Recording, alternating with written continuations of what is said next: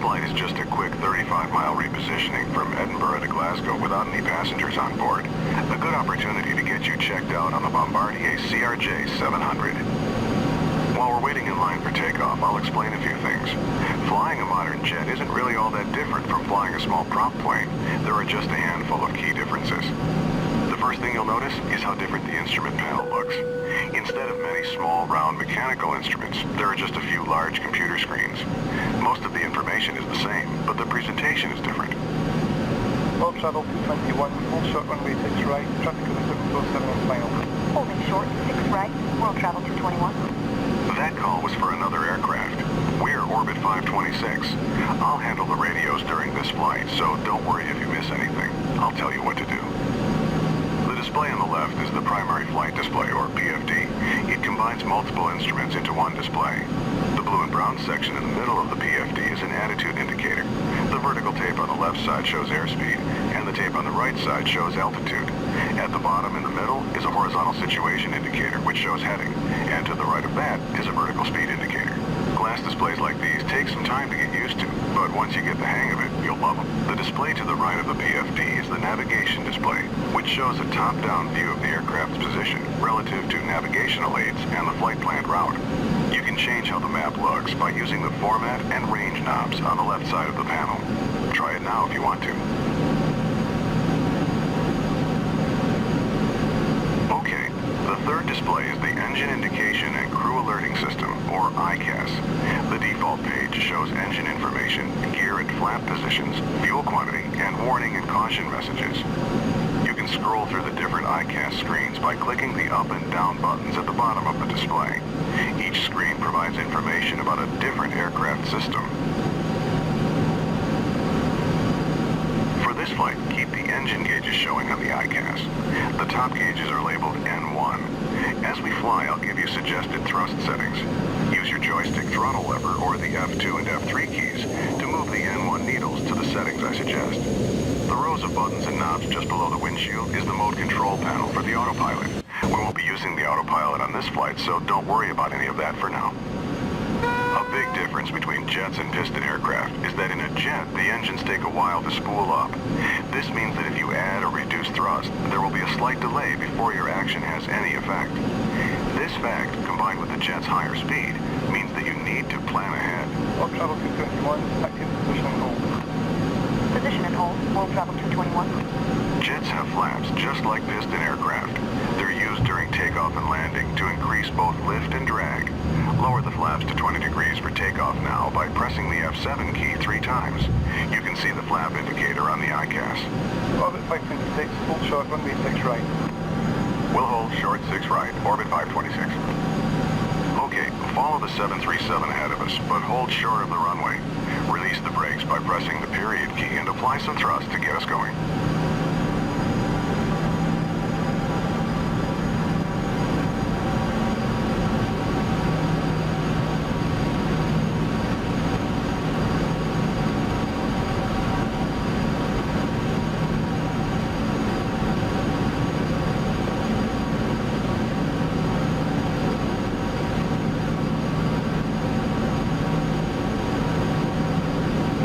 Stop here. One last thing. During the takeoff roll, I'll call out 4 speeds.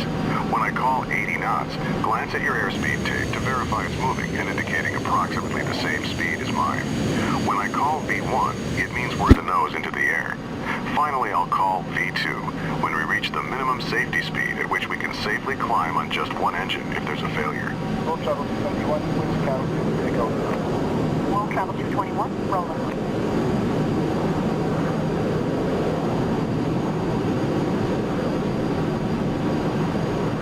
Orbit 526, acting position and hold. Position and hold, orbit 526. Okay, we're cleared to taxi onto the runway, but not to take off yet. Taxi ahead and turn right onto the runway. Stop once you're on the runway and lined up with the center line.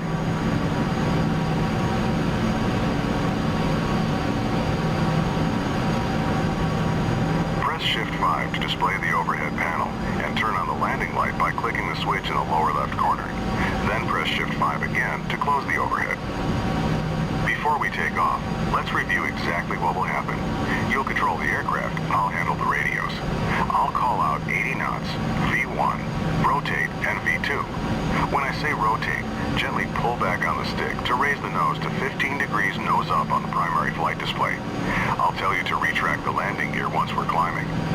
Once we reach 1,000 feet above the runway, I'll tell you to pitch down to 10 degrees nose up and to raise the flaps so we can accelerate.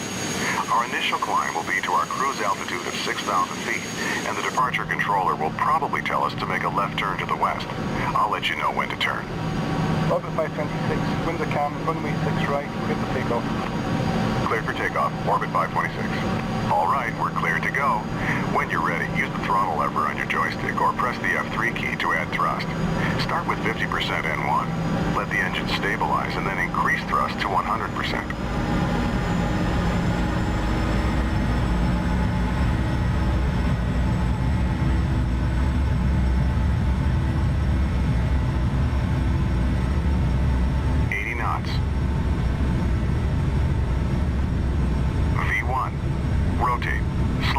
Up to 15 degrees.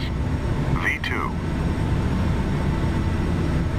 Positive rate, gear up. Raise the landing gear by pressing the G key. Orbit 526, contact departure. Orbit 526, switching. Okay, move the stick to adjust pitch to 10 degrees nose up on the primary flight display, and raise the flaps. Reduce thrust to about 80% N1 to keep our speed below 250 knots. Climb and maintain 6,000 feet. Edinburgh departure, orbit 526 with you, climbing to 6,000. Orbit 526, roger. Orbit 526, turn left, heading 270. Left to 270, orbit 526. Okay, it's time for the turn. Make a nice easy left turn until our heading is 270 degrees. That's due west. Let's run through the after takeoff checklist. Landing gear, up. Flaps, up. Thrust set to 80% N1 for the climb. After takeoff checklist complete. Level off at 6,000 feet and reduce thrust to about 60% N1. That should give us about 250 knots. We'll stay low on this short flight, so don't exceed 250 knots and keep the landing lights on. This is standard practice below 10,000 feet.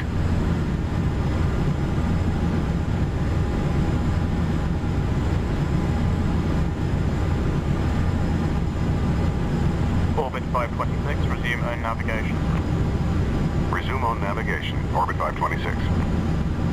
All right, we've been told to resume our own navigation.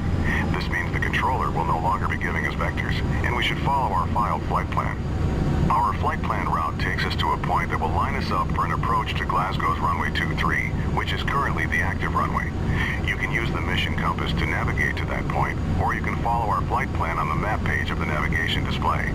The pink line on the screen is the path we should be following.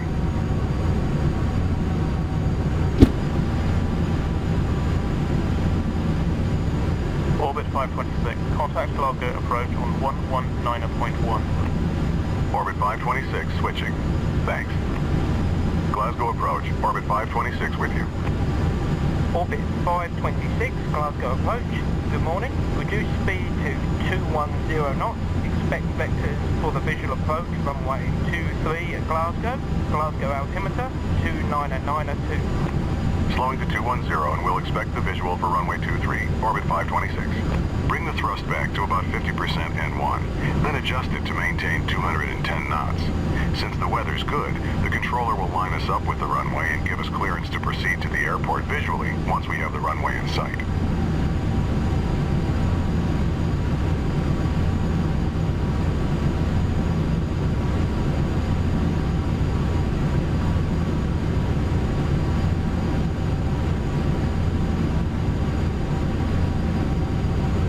Orbit 526, descend and maintain 3000. Descend and maintain 3,000, orbit 526. Okay, we've got clearance to descend to 3,000 feet. Reduce thrust to idle and gently push forward on the stick to take us down. Pitch to about 7 degrees nose down to maintain 210 knots as we descend. Slowing to 180, orbit 526. Okay, now reduce thrust a bit to slow to 180 knots. Pull back on the stick a bit to keep the nose from dropping. Maintain 3,000 feet as you slow down. Press F7 twice to lower the flaps to 8 degrees.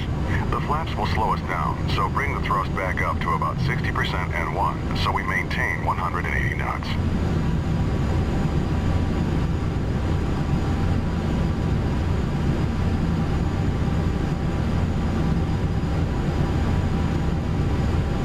Orbit 526, turn left heading 230, vectors for the visual approach runway 23, report the runway inside. Left to 230, looking for the runway, orbit 526. Here we go. Turn left to 230 degrees. We should see the runway straight ahead once we roll out. Okay, I see the runway. Approach orbit 526 has the runway in sight. Orbit 526, cleared visual approach runway 23. Cleared for the visual, orbit 526. Reduce thrust to idle and begin descending towards the runway. Lower the landing gear by pressing G and lower full flaps as we slow down. Press F7 3 times. In a large aircraft like this, the speed you land at changes depending on how heavy you are. At our current weight, our final approach speed will be 130 knots. Adjust thrust to maintain 130 knots as we descend toward the runway. Okay, level off here at 3,000 feet and bring the thrust back up to about 50% N1 to maintain 210 knots.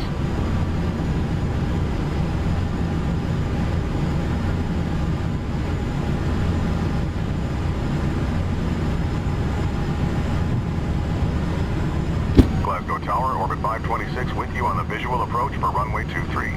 Orbit 526, Glasgow Tower, you're number 1. Clear to land, runway 23. Wind calm. Clear to land, orbit 526. We're cleared to land, so let's run through the before landing checklist. It's a short one. Landing gear, down. Flaps, set to 45 degrees. Landing checklist complete. Continue descending. Once we're about 50 feet over the runway, reduce thrust to idle and pull back on the stick slightly to touch down on the main wheels first. Then slowly lower the nose.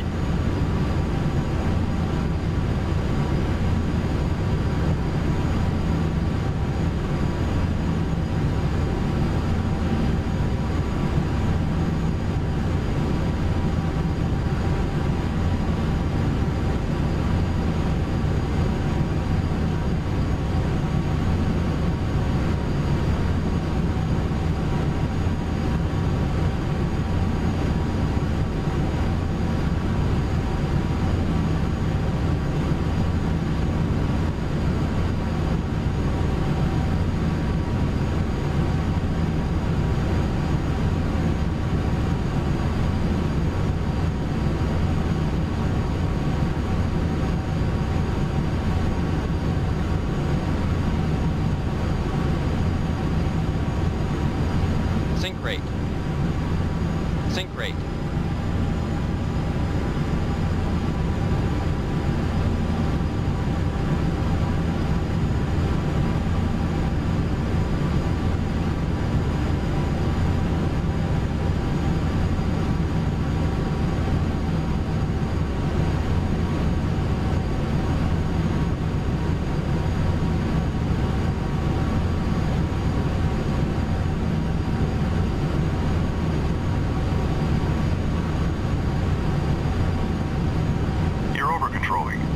Less pressure on the stick.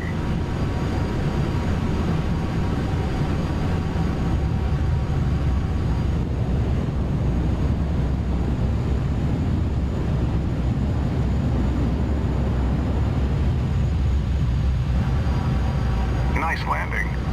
Orbit 526, turn left next taxiway and contact ground on 121.7. Ground on 121.7, orbit 526. Turn left on the next taxiway. Once you're clear of the runway, stop, retract the flaps, and turn off the landing lights.